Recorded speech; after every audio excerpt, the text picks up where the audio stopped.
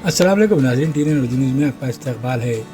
Chief minister Telangana A.Revanth Reddy ने आज अपने दौरे वनप्रति के दौरान महकमे अखिलती बहबूद और अखिलती फाइनेंस कॉरपोरेशन की जानिब से एहतमाम करदा खुसूसी शामियाना पहुँच कर अखिलती ख़वातीन में सिलाई मशीनों की तकसीम अमल में लाई।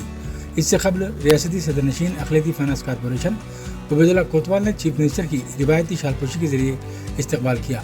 इस मौके पर रियासती वजीर जुब्बल्ली कृष्णा राव, वनप्रति MLA मेघा रेड्डी, नाहरकरून MP मल्लू रवि, जी चिन्ना रेड्डी, नायब सदर नशीन रियासती प्लानिंग कमीशन के अलावा मुकामी कांग्रेसी कायदीन और महकमे अखिलती बहबूद के अहदेदारान मौजूद थे।